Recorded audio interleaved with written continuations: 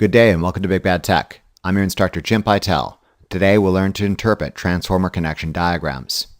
Our objective is to discuss transformer winding polarity, transformer winding ratings, and examine tapped transformers and series and parallel connections of transformer windings. This lecture operates under the presumption the viewer has more than a passing familiarity with transformers, as illustrated in the Introduction to Transformers lecture, available at the Big Bad Tech channel. If you haven't watched this lecture yet, or only dimly recall its contents, please take the time to do so now. Recall that a transformer is an electrical device used to step up or step down AC voltage, where the turns ratio, the number of turns in the primary over the number of turns on the secondary, is directly proportional to primary voltage over secondary voltage, and inversely proportional to current through the primary over current through the secondary. Additionally, a source supplying current to an ideal transformer sees a reflected impedance equal to the load impedance times the turns ratio squared. For the purposes of this introductory lecture, we're going to assume all transformers are ideal. Operating under this somewhat mistaken assumption, we can assume power input equals power output. As briefly discussed in the aforementioned lecture, transformers may consist of primary and secondary windings with several connection points or taps, or primary and secondary sides consisting of more than one winding.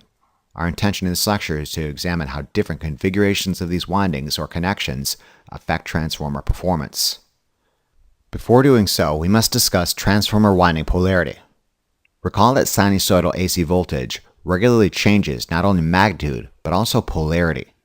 Individual polarity doesn't necessarily mean anything for most passive electrical loads like resistors, capacitors, and inductors. However, determining relative transformer winding polarity is a crucial task if a user is to connect multiple windings in series or in parallel. Depending upon the direction the primary and secondary coils are wound, the inputs may have the same or different polarity than the outputs. Oftentimes, manufacturers indicate which ends of a particular winding simultaneously achieve a positive maximum using a simple phase dot. Consider this ideal 5-to-1 step-down transformer powered by 120 volts AC.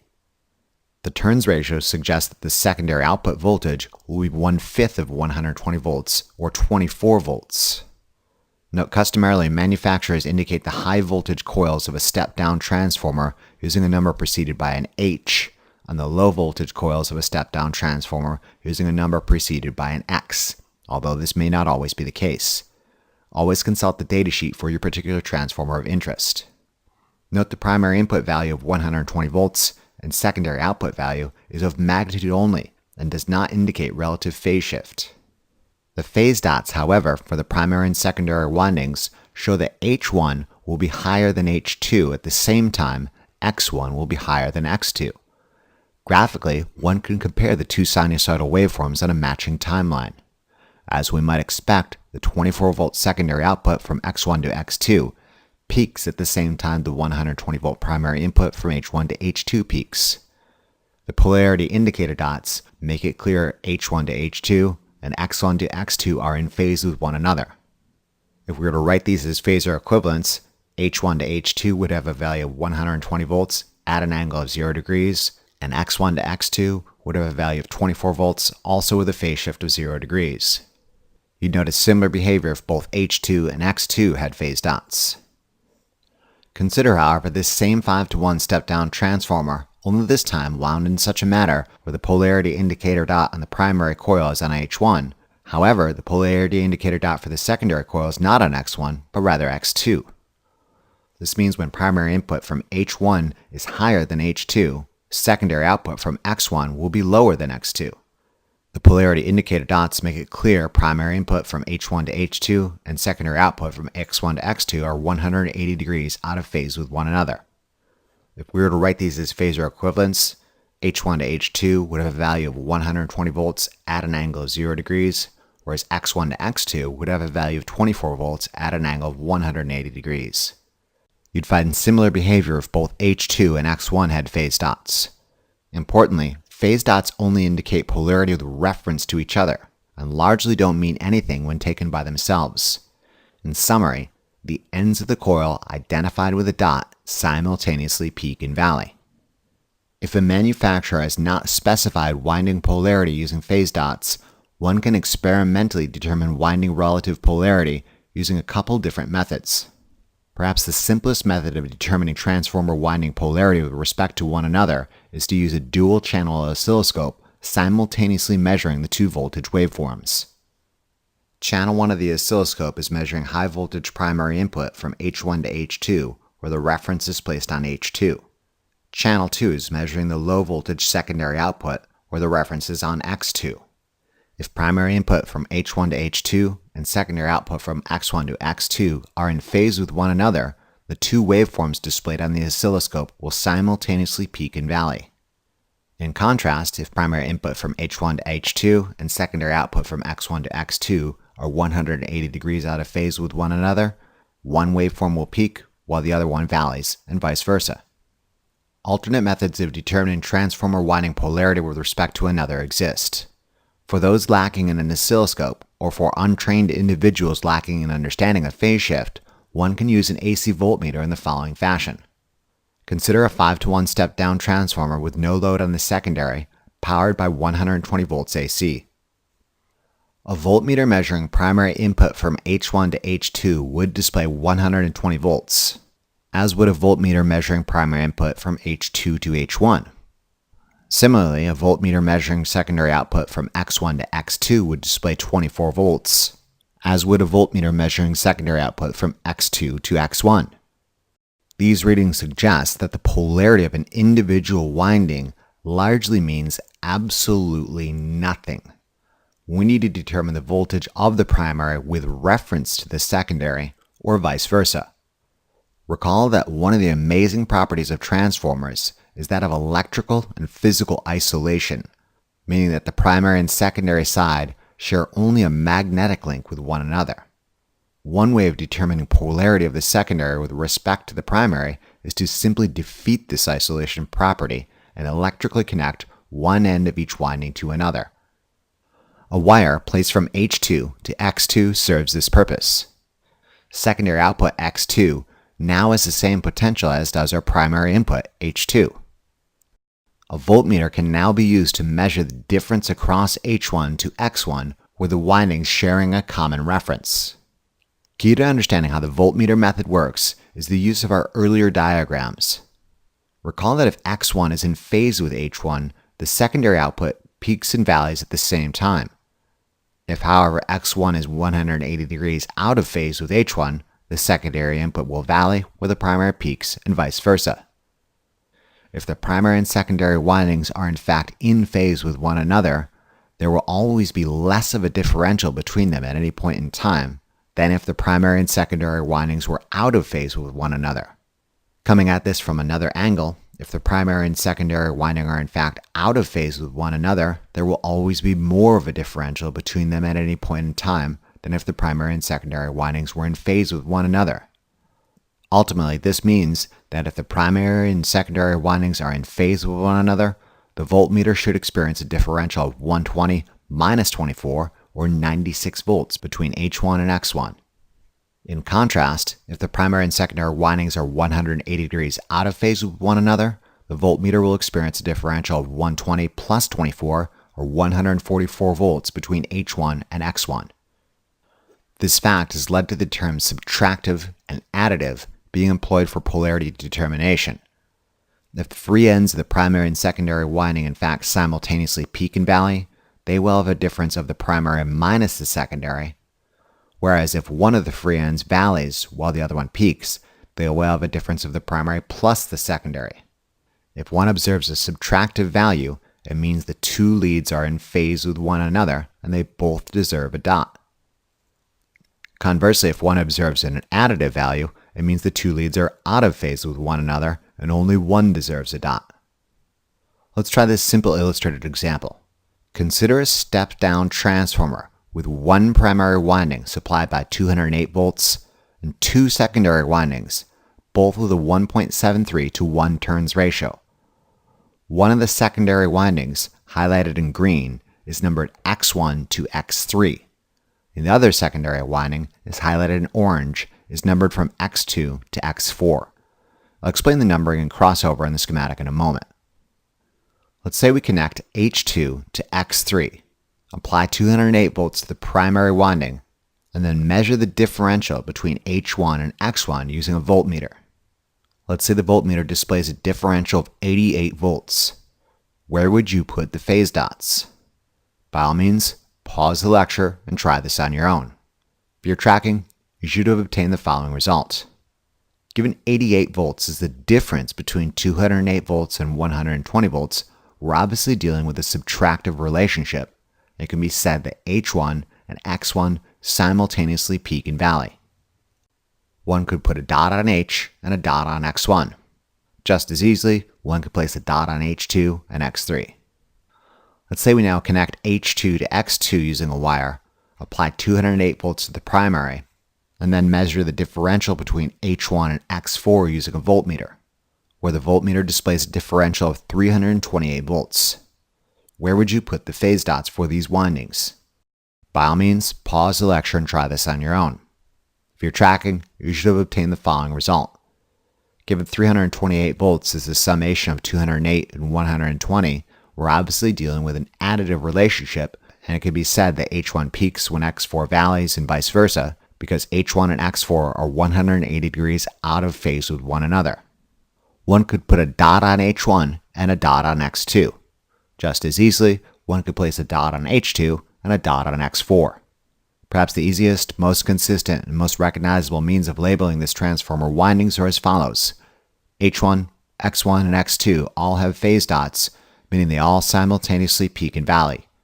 Note phase dots on X1 and X2 only indicate the relative polarity of that particular winding with reference to the primary. However, given both X1 and X2 peak when H1 peaks, it can also be said that X1 peaks when X2 peaks, and so on. In summary, every terminal with a dot peaks and valleys simultaneously. If we were to link terminals X3 and X4 together, and then measure the differential between X1 and X2, the voltmeter would display 0 volts, because both secondary windings have the same magnitude and are perfectly in phase with one another. One might think transformers would be restricted to outputs either perfectly in phase or perfectly out of phase. However, when we examine AC power transmission in much later lectures, I'll introduce a device known as a phase shift transformer that can induce a relative phase shift between input and outputs of less than these two extremes. Moving on. Now that we've got an understanding of transformer winding polarity, we need to briefly discuss transformer power ratings before discussing series and parallel connections.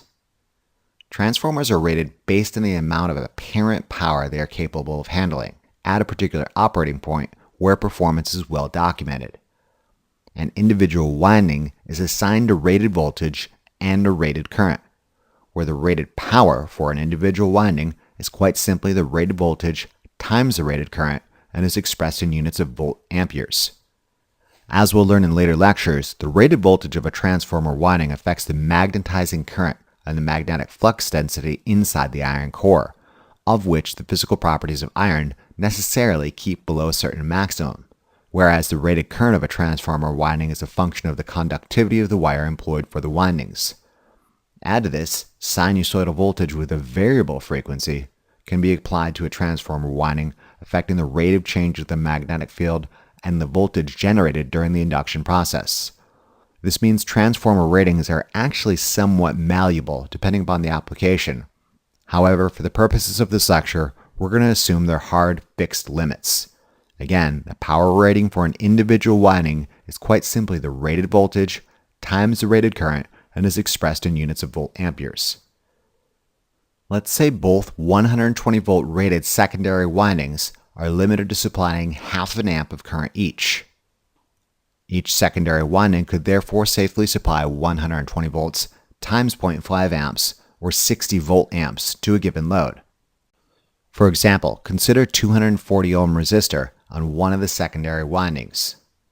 This resistive load would draw 0.5 amps of current perfectly in phase with voltage and consume 60 volt amperes of power, 60 watts of which is directed towards real power and none of it towards a reactive interchange. Similarly, if we were to swap this load out with an 11.1 microfarad capacitor operating an excitation frequency of 60 Hz, this impedance of 240 ohms at an angle of -90 degrees would also draw 0.5 amps of current, leading voltage by 90 degrees and also consumes 60 volt amperes of power, none of which is directed towards real power, and all negative 60 VARs is being directed towards a reactive interchange. In a condition in which both secondary windings are in fact consuming 60 volt amperes of power, the primary must obviously supply 60 plus 60 or 120 volt amperes. It should be noted for this example the two load impedances, whatever they may be, are assumed to be identical. This means the current drawn from the 208 volt source by the primary during an occasion in which the transformer is handling 120 volt amperes of power will be approximately 576.9 milliamperes. In summary, power in equals power out. The complication being when this transformer is being asked to provide more than 60 volt amperes of power to an individual load. Consider what happens when a load on one of the 120 volt secondary winding decreases impedance and subsequently draws more current. For example, consider a 120 ohm resistive load. Ohm's law demonstrates that this load would draw 1 amp of current, and the power equations demonstrate it would consume 120 volt amperes of power, 120 watts of which is directed towards real power, and none of it towards a reactive interchange. 120 volt amperes is inside this transformer power input rating. However, the current drawn by the 120 ohm resistive load would be 1 amp, exceeding the current rating for that single secondary winding. A solution to this problem is to place the secondary windings in parallel with one another, whereby voltage in parallel circuits is the same, however current is additive. Essential to placing secondary windings in parallel with one another is our previous understanding of polarity. Given both secondary windings X1 to X3 and X2 to X4 have the same magnitude, and the phase dots indicate X1 and X2 are in phase with one another, we can tie X3 to X4 and X1 to X2. This is the reason for the crossover in the diagram. It allows for a simple connector to slip over terminals X1 and X2 and another over X3 and X4. Manufacturers often provide accessory bars, sometimes called voltage links, so a transformer can be wired in this fashion. Always consult the datasheet for your particular transformer of interest. Voltage between conjoined terminals X1 and X2 and conjoined terminals X3 and X4 would still be 120 volts. However, each secondary winding is now only tasked to provide half an amp each, where 0.5 plus 0.5 is 1 amp routed through the 120 ohm resistive load. This single load is consuming 120 volt amperes of power, and current through each individual winding does not exceed the rated current of 0.5 amps. In summary, placing transformer windings in parallel with one another, respecting polarity, allows the windings comprising the parallel arrangement to each contribute towards the total current drawn by the load impedance. Yet another means of conjoining the two secondary windings exists, such that they equally contribute towards power delivery, yet never exceed the voltage or current rating of an individual winding.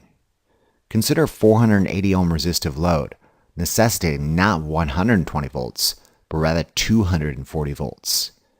Individually, each winding has no chance of meeting this tall requirement, given they each have a rated voltage of 120 volts. However, what if the secondary winding from X1 to X3 stood on the shoulders of the secondary winding from X2 to X4? Might not a series relationship of these two secondary windings be able to meet these needs? Indeed it can. A solution to this problem is to place the secondary windings in series with one another, whereby current in a series relationship is the same, however, voltage is additive. Again, essential to placing secondary windings in series with one another is our previous understanding of polarity. Given both secondary windings X1 to X3 and X2 to X4 have the same magnitude, and the phase dots indicate X1 and X2 are in phase with one another, we could tie X2 to X3 using a single electrical connection. This places the secondary windings in series with one another. This is again the reason for the crossover in the diagram. It allows for a single simple electrical connector to slip over terminals X2 and X3. I must again remind you to consult the datasheet for your particular transformer of interest. Voltage between X1 and X4 is now 120 plus 120, or 240 volts. Employed in this fashion, this transformer is now being utilized not as a step-down transformer from 208 to 120, but rather as a step-up transformer from 208 to 240. Transformers with separate windings allow this flexibility. 480 ohm resistive load placed across terminals X1 to X4 would experience 240 volts. Ohm's law demonstrates this load would draw half an amp of current, and the power equations demonstrate it would consume 120 volt amperes of power, 120 watts of which is directed towards real power, and none of it towards the reactive interchange. Using the series configuration, the load experiences 240 volts. However, each individual secondary winding is not asked to exceed the rated voltage of 120 volts. In summary, placing windings in series with one another keeps current the same, however allows windings comprising the series arrangement to each contribute towards the total voltage experienced by the load impedance. As we discussed, determining polarity and power ratings of individual windings are essential preconditions to placing windings in series or in parallel. Consider a transformer with a single primary winding supplied by 120 volts from H1 to H2 and 3 secondary windings. The first with a turns ratio of 5:1 from X1 to X2. The second also with a turns ratio of 5:1 from X3 to X4. And finally a third with a turns ratio of 2:1 from X5 to X6. Note phase dots indicate H1, X1, X3, and X5 simultaneously peak and valley. The turns ratio for the first secondary winding suggests that the output voltage from X1 to X2 will be 1/5 of 120 volts, or 24 volts. Likewise, the turns ratio for the second secondary winding suggests the output voltage from X3 to X4 will also be 1/5 of 120 volts, or 24 volts. Finally, the turns ratio for the third secondary winding suggests the output voltage from X5 to X6 will be half of 120 volts, or 60 volts. Let's say the rating for each secondary winding is 120 volt amps. This implies the rated current for the first and second secondary winding would be 5 amps, and the rated current for the third secondary winding would be 2 amps. Given the single primary is being asked to supply 3 secondary windings, each with a rating of 120 volt amps, it makes sense that the power rating for the primary winding would be 120 plus 120 plus 120, or 360 volt amps. This additionally implies that the rated current for the primary winding would be 3 amps. You'll note the range of current ratings affects the physical construction of this transformer. The first and second secondary windings, given they have the largest rated current, might be composed of some pretty thick, highly conductive wire. In contrast, the third secondary winding, given it has the lowest rated current, might be composed of relatively thinner, less conductive wire. In fact, wire size and the number of turns is often a dead giveaway as to which winding is which. A small number of windings intended to handle less voltage but more current would be thicker than a large number of windings intended to handle more voltage but less current. Several possible configurations for this transformer exist, notably individual windings and various series and parallel connections. Individually, each winding could be used to power 3 independent circuits, 2 with an output voltage of 24 volts, and another with an output voltage of 60 volts. Consider 2 4.8 ohm resistive loads and a 30 ohm resistive load. The 4.8 ohm resistive load on the first winding from X1 to X2 would draw 5 amps of current and consume 120 volt amps of power, 120 watts of which is directed towards real power and none of it towards a reactive interchange. Similarly, the 4.8 ohm resistive load on the second secondary winding from X3 to X4 would also draw 5 amps of current and also consume 120 volt amps of power, 120 watts of which is directed towards real power and none of it towards a reactive interchange. Finally, the 30 ohm resistive load on the third secondary winding from X5 to X6 would draw 2 amps of current and consume 120 volt amps of power, 120 watts of which is directed towards real power and none of it towards a reactive interchange.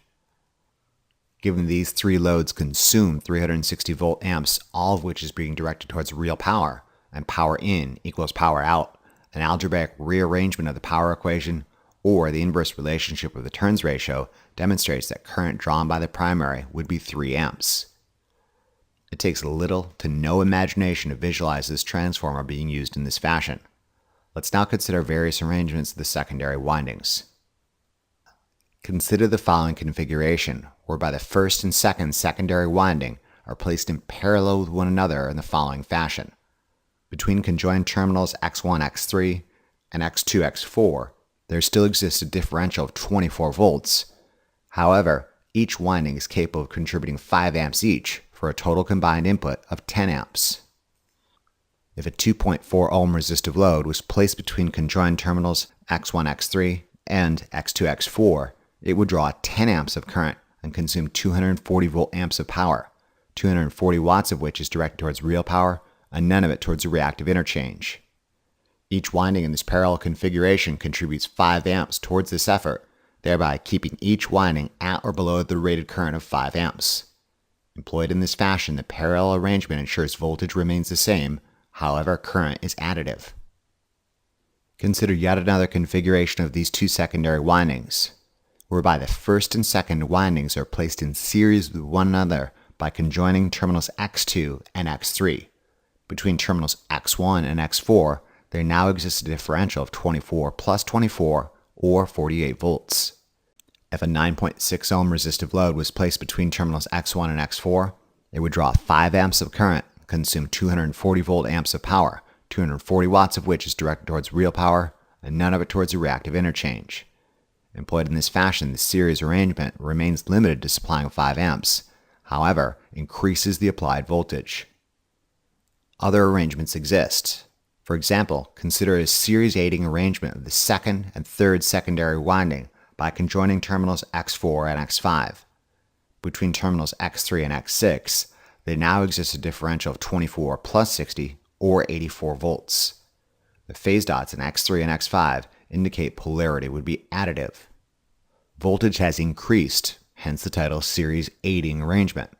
As previously, this series arrangement would be limited to the lowest current rating of the windings comprising it, in this case, 2 amps. Limited in this fashion, if a 42 ohm resistive load was placed between terminals X3 and X6, it would draw the permitted maximum of 2 amps of current. It would consume 168 volt amps of power, 168 watts of which is directed towards real power, and none of it towards a reactive interchange. Employed in this fashion, the series aiding arrangement does not allow us to quite realize the full potential of the two 120 volt amp rated secondary windings. However, it has allowed us a degree of flexibility in output voltage. Consider yet another creative reconfiguration of these same windings. Consider a series opposing arrangement of the second and third secondary winding by conjoining terminals X3 and X5. The phase dots on X3 and X5 indicate polarity would be subtractive. There now exists a differential of 60 minus 24, or 36 volts. Voltage has decreased, hence the title series opposing arrangement. As previously, this particular series arrangement would be limited to the lowest current rating of the windings comprising it, in this case 2 amps. Limited in this fashion, if an 18 ohm resistive load was placed between terminals X4 and X6, it would draw the permitted maximum of 2 amps of current and consume 72 volt amps of power, 72 watts of which is directed towards real power and none of it towards a reactive interchange. Employed in this fashion, we are most definitely not realizing the full potential of the two 120 volt amp rated secondary windings. However, it has allowed us a degree of flexibility in output voltage. Note both the series aiding and the series opposing relationship for windings with different current ratings result in underutilization of the combined 120 plus 120 or 240 volt amp potential of two secondary windings. In the case of the series aiding relationship, this resulted in only 168 volt amp output, and in the series opposing relationship, it resulted in a dramatically reduced 72 volt amperes. As such, ordinarily, one would never utilize series aiding and series opposing arrangements in such a fashion if efficiency, economy, and weight are a primary concern. And let's be honest, when aren't efficiency, economy, and weight primary concerns, since this transformer would be necessarily oversized for the given task. However, it does illustrate important properties. Notably, polarity and ratings matter. In summary, voltage in series arrangements is additive, accounting for polarity, and the lowest rated current limits current for the entire series arrangement. In contrast, parallel arrangements necessitate the windings have the same voltage and polarity, and current is additive. As a final application of these principles, consider this additional series aiding arrangement of all three windings, where terminal X2 and X3 have been connected, as have terminals X4 and X5. See if you can determine the output voltage between terminals X1 and X6 given the primary supplied by 120 volts, the maximum permitted current draw for this series arrangement, the magnitude of the load impedance that will draw this value of current, and finally the power consumed by this load, assuming it's entirely resistive in nature. By all means, pause the lecture and try this on your own. If you're tracking, you should have obtained the following results. Given these three windings are connected in a series aiding arrangement, the output voltage between terminals X1 and X6 will be 24 plus 60, or 108 volts. Given one of these three windings is limited to supplying 2 amps of current, the maximum permitted current draw for this entire series aiding arrangement will also be 2 amps. Ohm's law demonstrates that a load impedance of 54 ohms will draw 2 amps of current from the 108 volt series aiding arrangement of secondary windings. Given this condition, the power consumed by this load will be 216 volt amps. While this series aiding arrangement does allow a bit of flexibility in terms of output voltage, again, the primary drawback to these configurations is that it's essentially using a 360 volt amp hammer to pound a 216 volt amp nail. You'll note the highly conductive, thick, heavy, i.e. expensive wires employed by the first 2 secondary windings with a 5 amp current rating aren't being used to their full capacity if current is limited to 2 amps by the third. If efficiency, economy, and weight are concerns, it'd be far wiser to purchase a transformer rated for 216 volt amps for this purpose. Moving on, let's now examine transformers with multiple points of connection, or taps, for a single winding.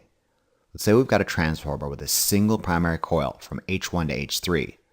However, there exists an additional tap at H2, midway between H1 and H3. The secondary winding between X1 and X2 has a 10-to-1 turns ratio with a larger span of the primary winding from H1 to H3. However, it has only a 5-to-1 turns ratio with a smaller span of the primary winding from H1 to H2. Let's say we necessitate an output voltage at the secondary of 24 volts. Additionally, let's assume the secondary winding has a rated current of 1 amp.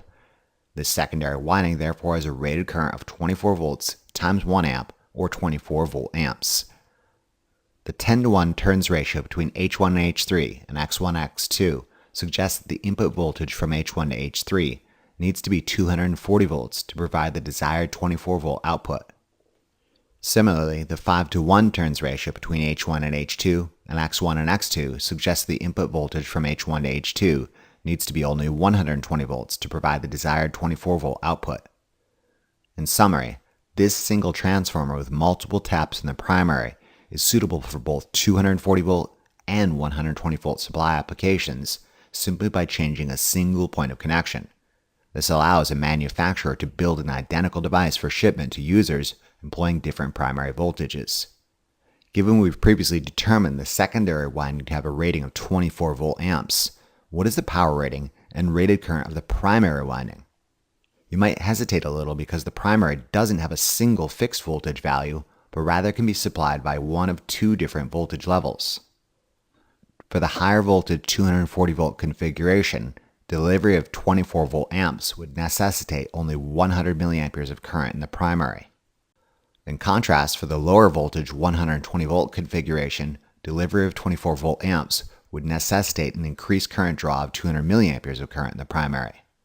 Thus, to make a truly universal device capable of handling the necessary 24 volt amps in either high or low voltage configuration would necessitate a manufacturer build the entire primary winding out of thicker gauge wire capable of handling the increased current draw of 200 milliamperes.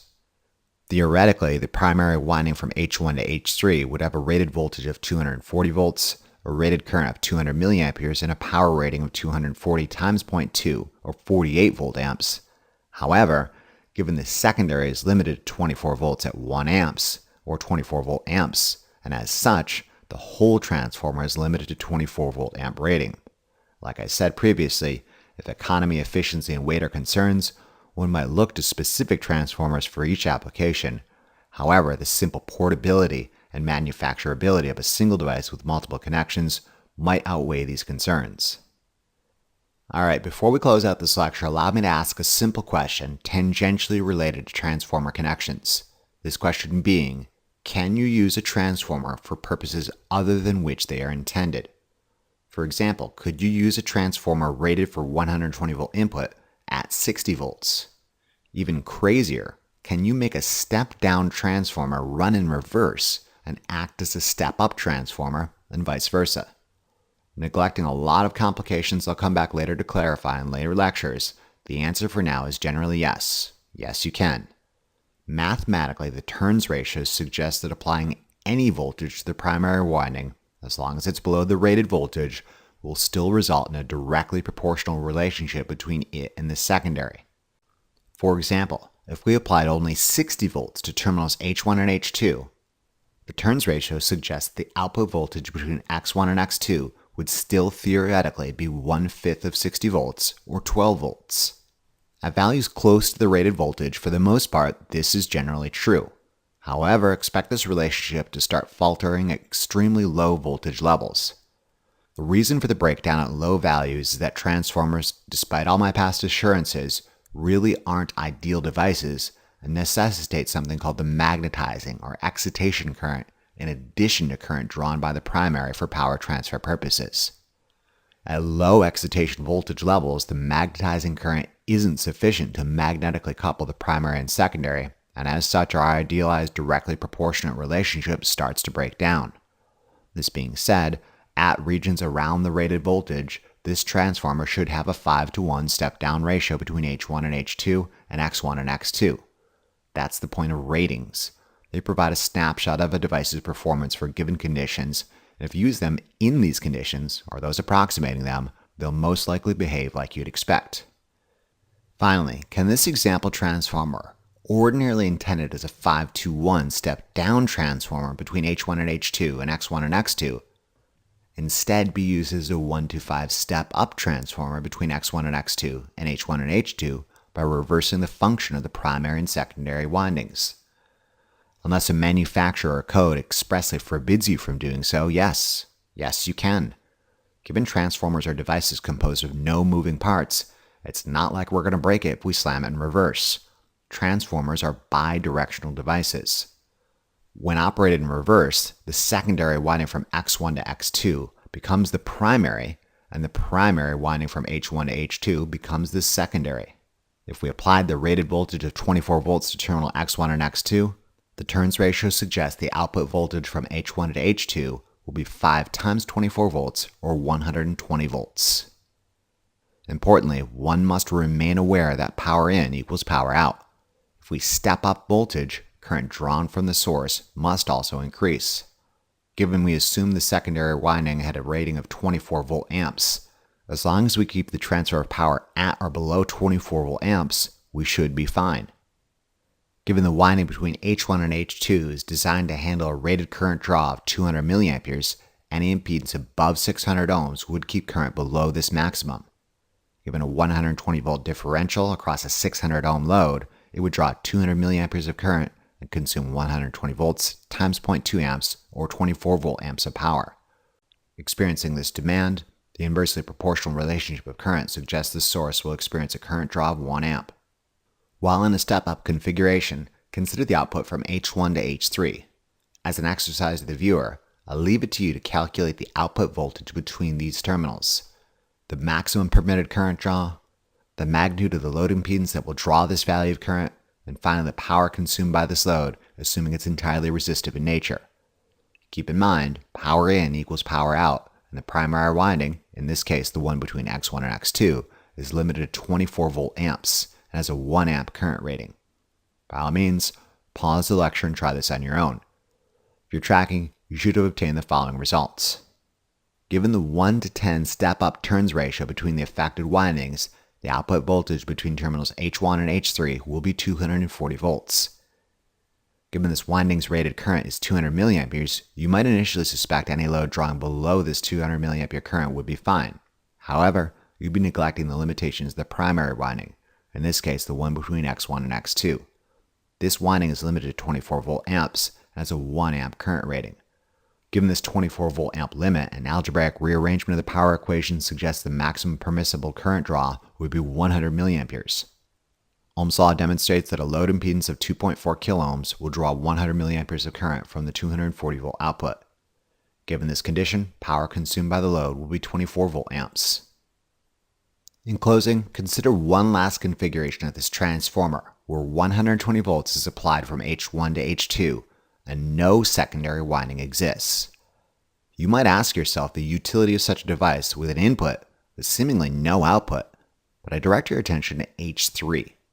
Given the primary, in this case only winding, is wrapped around the iron core containing all the magnetic flux, there will still exist an induced potential across the entire winding such that the voltage between H1 and H3 will be 240 volts. Employed in this configuration, this transformer would be known as an autotransformer. Autotransformers, in contrast to ordinary transformers with separate primary and secondary windings, use portions of the same winding acting as both primary and secondary sides of the transformer. Since part of the single winding does double duty, autotransformers have the advantages of often being smaller, lighter, and cheaper than typical dual winding transformers, but the disadvantage of not providing electrical isolation between primary and secondary circuits. We'll examine autotransformers in greater detail in later lectures. Until then, this concludes this lecture. In conclusion, this lecture examined transformer winding polarity, transformer winding power ratings, rated voltage, rated current, parallel winding configurations, series aiding and series opposing winding configurations, tap transformers, and we briefly introduced the autotransformer. Remember to review these concepts as often as you need to really drive it home. Imagine how well lab will go if you know what you're doing. Thank you very much for your attention and interest, and we'll see you again during the next lecture of our series. Remember to tell your lazy lab partner about this resource. Be sure to check out the Big Bad Tech channel for additional resources and updates.